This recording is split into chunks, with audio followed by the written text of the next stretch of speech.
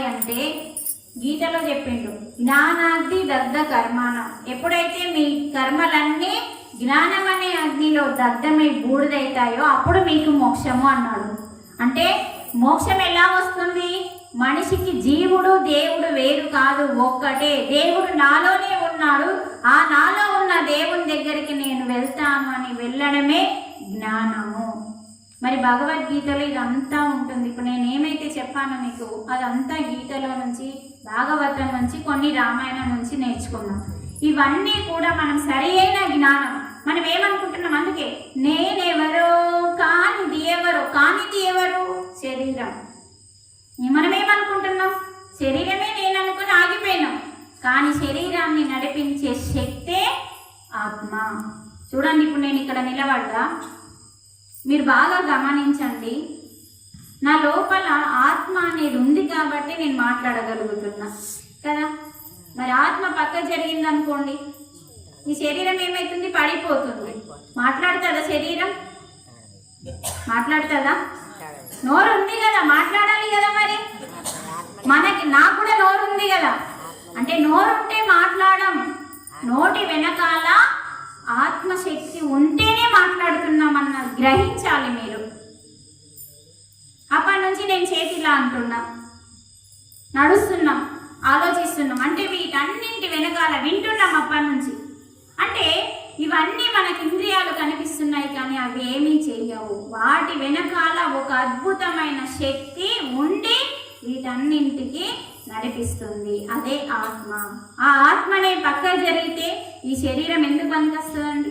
నోరున్నా మాట్లాడలేదు, చెవులున్నా వినలేదు, కళ్ళున్నా చూడలేదు, కాళ్ళున్నా నడవలేదు. అంటే ఈ శరీరము అప్పుడు ఎందుకు పనికిరాదు. ఉన్నది పని చేస్తుంది, పనికొస్తుంది. నీకు వ్యాలు ఉంది అంటే, ఈరోజు నాకు వ్యాలు ఉందంటే నాలోని ఆత్మ వల్లనే కదా.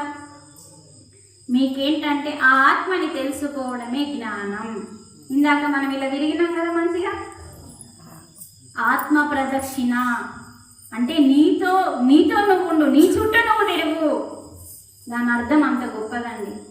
ఎక్కడన్నా ఆత్మ ప్రదక్షిణ చేసుకోమంటాం. ధ్యానం సమర్పయామి అనడం కాదండి. ధ్యానం సమర్పయామంటే ఏమీ రాదు, ధ్యానం చేస్తే వస్తుంది. భోజనం సమర్పయామంటే కడుపు నిండుతుందా? చెప్పండి, నిండదు. అలాగే ధ్యానం సమర్పం. లలిత సహస్రనామాలు రాత్రికి వినాలి, విష్ణు సహస్రనామాలు పొద్దున వినాలి. లలిత సహస్రనామంలో, విష్ణు సహస్రనామంలో ఏముంది? ధ్యానం సమర్పయామి అంటున్నారు.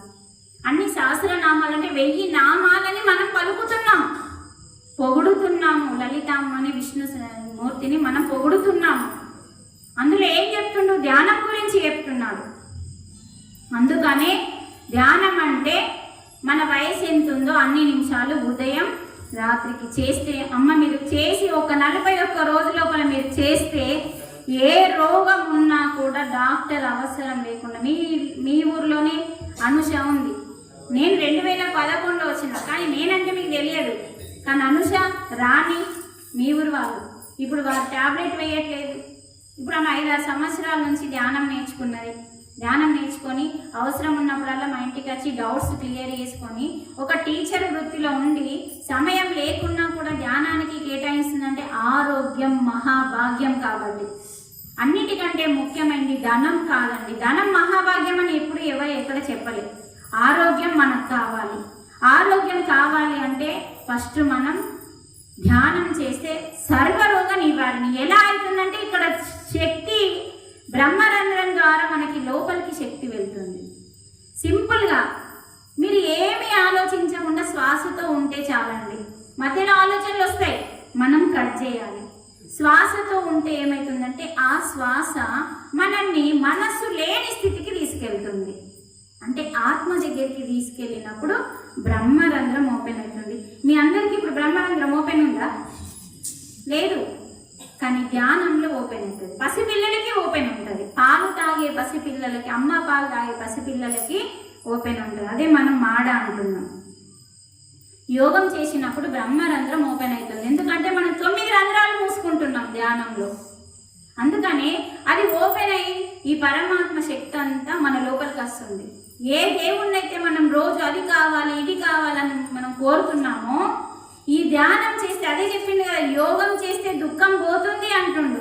యుక్తాహార విహారస్య అనే శ్లోకంలో మనకి 4వ అధ్యాయంలో ఈ శ్లోకం గురించి చెప్తున్నాడు. అందుకనే మనము ధ్యానం చేస్తే ఏమవుతుందంటే బ్రహ్మరంధ్రం ఓపెన్ అయ్యి అందులో నుంచి శక్తి మన లోపలికి వెళ్ళి నాడీ మండలాన్ని శుద్ధి చేస్తే మనకు సంపూర్ణ ఆరోగ్యం వస్తుంది.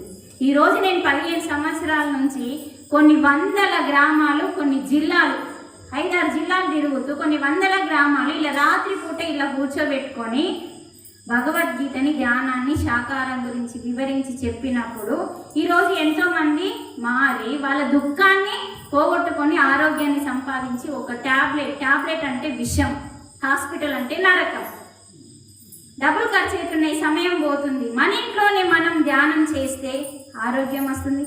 ఇప్పుడు నేను ధ్యానం ఎలా చేయాలో చెప్పినా, ఎంతసేపు చేయాలో చెప్పినా, మన వయసు ఎంత ఉందో అంతసేపు ఖచ్చితంగా వేసుకోవాలి. మరి ఎట్లా కూర్చోవాలి అంటే ఇలా సుఖంగా కూర్చోవాలి. ఖచ్చితంగా నిటారుగా కూర్చోవాలని ఏమీ లేదు. మీరు బల్ల పైన కూర్చోవచ్చు, బెడ్ పైన కూర్చోవచ్చు, దీనికి నియమం లేదు. చైర్ పైన కూర్చోవచ్చు, కింద ఇంకొంచెం మెత్తగా ఒక 2-3 అవేమంటారు చెద్దర్లు వేసుకొని కొంచెం మెత్తగా ఉంటే కాళ్ళకి తిమ్మిళ్ళు రాకుండా ఉంటుంది. అదే మనం పైన చైర్లో కూర్చున్నప్పుడు మన పాదాలు ఇలా ఉంటాయి కదా, ఇలా వేసుకోవాలి మన ఎనర్జీని పోనివ్వకుండా. అలా మన వయసు ఎంత ఉందో అన్ని నిమిషాలు ఎప్పుడన్నా వేసుకోవచ్చు, ఎనీ టైం. మన ఇల్లు ఎప్పుడు ప్రశాంతంగా ఉంటుంది, అందరూ ఎవరి పనికి వాళ్ళు వెళ్ళిపోయినప్పుడు. అయితే ఉదయం బ్రహ్మగడియల్లో అందరు పడుకున్నాక రాత్రికి, లేకపోతే మిట్ట మధ్యాహ్నం, ఏ సమయమైనా సరే ధ్యానానికి సమయం అనేది లేదు. ఒక్క 41 రోజు మీ ఇంట్లోనే మీరు చేసుకోండి. చేస్తే ఇప్పుడు నేను చేయించినట్టే చేయాలి. శ్వాస మీద ధ్యాస పెట్టాలి. ఆలోచనలు వస్తే కట్ చేయాలి. ఎనీ టైం నాకు ఫోన్ చేయొచ్చు, అనుష దగ్గర నెంబర్ ఉంటుంది. ఎవరు ధ్యానం చేసినా 41 రోజు లోపల నాకు ఈ రోగం పోతుంది అన్న నమ్మకంతో ధ్యానాన్ని, మిమ్మల్ని, భగవంతుని నమ్మి మీరు చేసి చూడండి. అప్పుడు మీరు కరెక్ట్ చేస్తే ఖచ్చితంగా పోతుంది. ఒక్కరోజు కూడా మానకుండా.